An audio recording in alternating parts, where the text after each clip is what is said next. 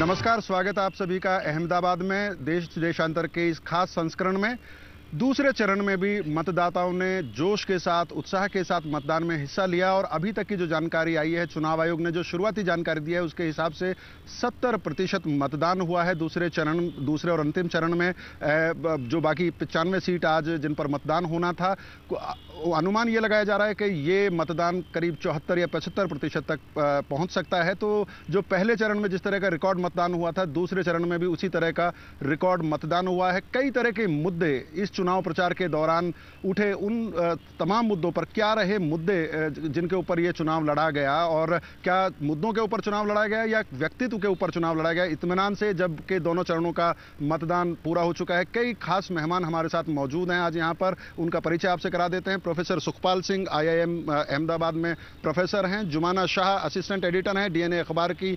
मनीष दोषी कांग्रेस पार्टी के प्रवक्ता के तौर पर हमारे साथ हैं, और श्रीकांत शर्मा जी BJP के प्रवक्ता हैं। दिल्ली से हैं वैसे, लेकिन आजकल गुजरात में डेरा जमाए हुए हैं। आपका भी बहुत बहुत स्वागत है श्रीकांत जी, और आप ही से चर्चा की शुरुआत करते हैं। काफी भारी मतदान हुआ है, किस तरह से देखते हैं इसको? देखिए, पिछले 10 साल से और गुजरात में हमारी सरकार है, और लोकशाही में ये अच्छी बात होती है कि जब आप रूलिंग पार्टी होते हैं तो अपनी उपलब्धियों को लेकर, जनता ने जो आपको मैंडेट दिया है उसको लेकर आप जनता के बीच में जाते हैं, और हम जनता के बीच में गए। गुजरात में अच्छी सड़कें हैं, गुजरात में अच्छी कानून व्यवस्था है, गुजरात की कृषि विकास दर 11% है, गुजरात का इंडस्ट्रियल ग्रोथ 16% है। तो सबका साथ और सबका विकास, यानी कि गुजरात के हर हिस्से का विकास और हर तबके का विकास, इस संकल्प के साथ गुजरात में भारतीय जनता पार्टी की सरकार काम कर रही है, और उसमें हम सफल हुए हैं। गुजरात की जनता ने हमको आशीर्वाद दिया है, 6 करोड़ जनता के लिए हमने काम किया है, और मुझे लगता है कि जो हैवी टर्नआउट हुआ है, कहीं ना कहीं प्रो इनकम्बेंसी जी हमको दिखती है। आप ये कह रहे हैं कि आपकी पार्टी ने विकास के मुद्दे पर चुनाव लड़ा और जनता ने उस पर रिस्पॉन्ड किया। मनीष दोषी जी, विकास मुद्दा था या व्यक्ति मुद्दा था? सबसे पहले तो मैं कहूंगा कि चुनाव में प्रक्रिया में सत्ताधारी पक्ष को लोगों के बीच में जाके कहना चाहिए कि हमने क्या काम किया। आपने देखा होगा पूरे चुनाव को सबने ऑब्जर्व किया, सभी माध्यमों ने, सब लोगों ने कहीं पे भी इस बात की उल्लेख नहीं की कि हमने ये किया। 2007 के भाजपा के चुनाव घोषणा पत्र लीजिए, वही मुद्दे, वही बात 2012 के चुनाव घोषणा पत्र में लाई गई। क्यों? आपने तो बहुत काम कर दिया। और भाई साहब बोले कि हमने भाजपा की 10 साल से, वो रवैया रहा है कि नरेंद्र मोदी जब से आए तब गुजरात बना, नरेंद्र मोदी जब आए तब भाजपा बना। ये दो बात मेरे को पहलू थोड़ा दिमाग में जच नहीं रहा है, लोगों को भी नहीं जच। 17 साल से भाजपा की सरकार गुजरात में है, ये बात स्वीकार सबको करना पड़ता है। हम विपक्ष में हैं, हम स्वीकार करते हैं कि भाजपा की 17 साल से सरकार। मनीष दोषी जी, तो आपकी पार्टी ने किस मुद्दे पे चुनाव लड़ा? हमने इस बात को लिया 11 साल में। वैसे तो 17 साल में भाजपा ने जो गुजरात के लोगों को जो परेशानी झेलने दी वो दे दिया। समस्याओं का ढेर सारी समस्या है।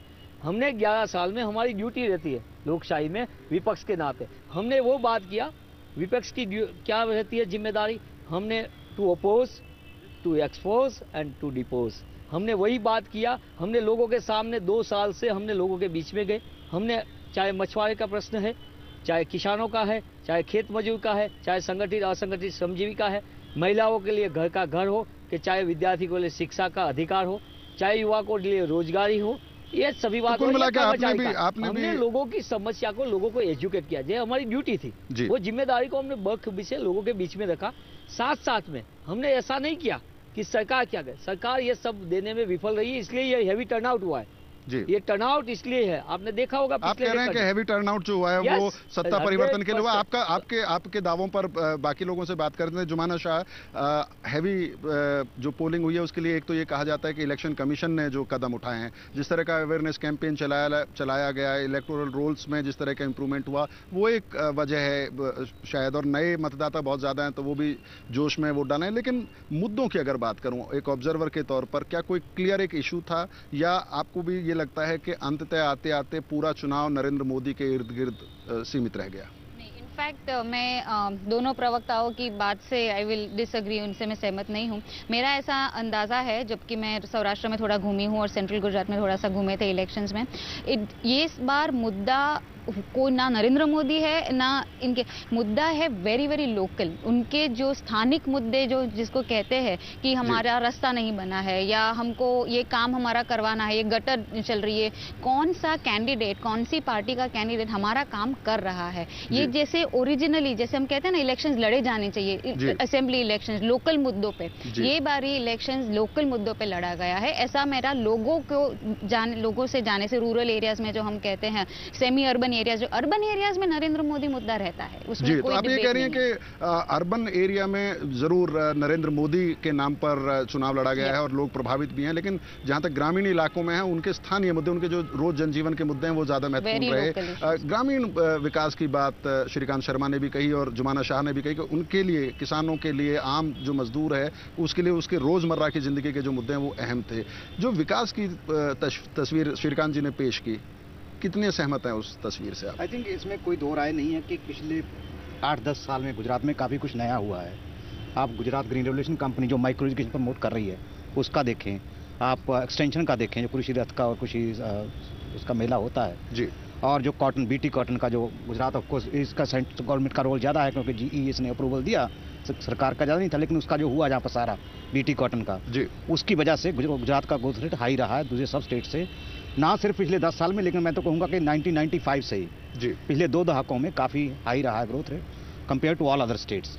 तो इसमें कोई शक नहीं कि ग्रोथ हुआ है जी, लेकिन वो ग्रोथ कहाँ तक लोगों की जिंदगी में सुधार लाया है उसके आंकड़े अगर देखे जाएं तो उसमें थोड़ा सा फर्क और वो आंकड़े क्या कहते हैं? जो डेवलपमेंट का इंडेक्स है पूरा, जो कहते हैं कि उतना इंप्रूवमेंट नहीं हुआ, गुजरात अभी भी रैंकिंग में उतना हाई नहीं आया है compare to other states. Human development index, education देख लो, हेल्थ देख लो, आप माल न्यूट्रिशन देख लो चिल्ड्रन की जी। अब इस ग्रोथ को सीधा उससे लिंकअप करना पॉसिबल नहीं है कि ग्रोथ जो है उस वैल्यू ऑफ आउटपुट है सिर्फ जी, उसमें भी अगर आप थोड़ा उसको कांस्टेंट प्राइस वगैरह लेके देखें तो 11-12% नहीं रहता है जी, 6-7%, पर फिर भी वो काफी अच्छा है compare to national picture and other states. बुरी बात नहीं है, काफी अच्छा ग्रोथ हुआ है जी, लेकिन अलग अलग जो रीजन्स हैं स्टेट के वहाँ अलग अलग मुद्दे हैं। जैसे जिन्होंने ने कहा कि वहाँ अभी है सौराष्ट्र, जैसे सौराष्ट्र ने काफी बड़ा कंट्रीब्यूशन दिया एग्रीकल्चर ग्रोथ में, चाहे कॉटन हो, चाहे हॉर्टिकल्चर हो, चाहे दूसरी कोई फसल हो, लेकिन दोनों को डायरेक्टली लिंक करना काफी हद तक संभव नहीं होगा। जी, जो ग्रोथ रेट की और विकास की जो बात है, चुनाव प्रचार के दौरान भी इसको क्वेश्चन किया गया कि ग्रोथ रेट बढ़ने का मतलब ये नहीं है कि लोगों की जिंदगियां खुशहाल हुई हों, और जिस तरह से ह्यूमन इंडेक्स में गुजरात लगातार पिछड़ा, लिटरेसी की बात करें या कुपोषण की बात करें, उसमें बहुत अच्छा रिकॉर्ड नहीं है गुजरात का, क्योंकि गुजरात की तुलना आप पिछड़े राज्यों से नहीं कर सकते हैं। गुजरात की अगर विकास दर इतनी ऊंची है तो अगड़े राज्यों से उसकी तुलना होनी चाहिए। तो आपके जो दावे हैं उनको लगातार उन पर सवाल उठे हैं। मेरा आपसे निवेदन है कि गुजरात हिंदुस्तान का एक हिस्सा है, हिंदुस्तान का एक स्टेट है जी।